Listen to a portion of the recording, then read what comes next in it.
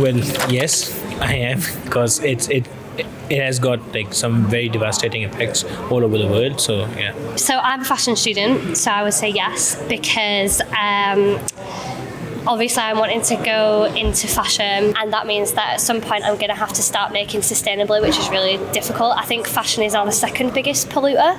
The thing with climate change, I don't really believe in it like that, how people usually believe in it, but I think it's a cycle. So every millennia it changes from like really cold weather to very hot weather. That's obviously like a lot of animals and people's gonna get affected by it, but that's just nature. I think the government and also the local peoples. Everyone, every single individual. That's difficult. I feel like it falls on every individual person.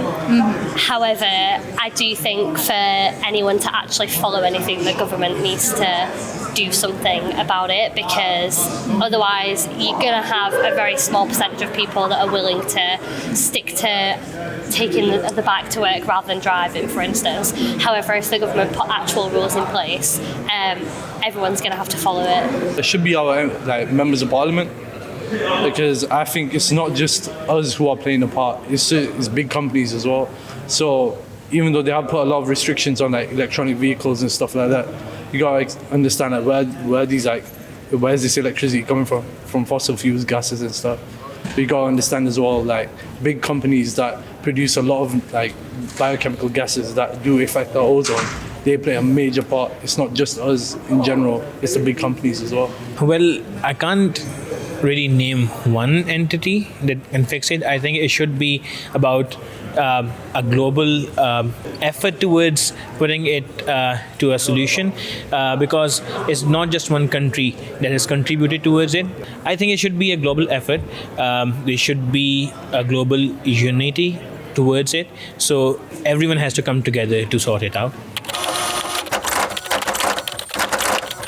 I don't think it's too late. I think there's definitely things that you can do. So I'm wanting to start my own business, and for me it's really important that I'm not adding to the problem. For instance, I'm going to do pre-orders so that I don't have any dead stock, and trying to choose fabrics that are more sustainable, things like that, and not using pollutive dyes. Nah, it's not too late. Recycle, like that's the major one that every individual can do. And try to recycle clothes as well. A bunch of people just keep buying new stuff, and you don't need that. Just go to like thrift stores or something to just get new clothes. So, yeah. Everyone can help, and it's never too late for anything like that. In terms of, if we all make small little changes to what we do, that could help massively if everyone's doing it. It depends, because I try to do as much as I can to reduce, reuse, recycle. But you gotta also think about how us as a collective should do, not just one person. It's never too late, and yes, I can for sure do something about it, because everything starts from grassroots levels. Because if you don't do it on the grassroots level, it can never go up to the big forms. So what I can do is promote awareness about climate change, and what I can do on my own is like having some changes maybe in my house as well, where I can prevent climate change and its adverse effects on the communities all around the globe. Yeah. I think we need to hear more about it.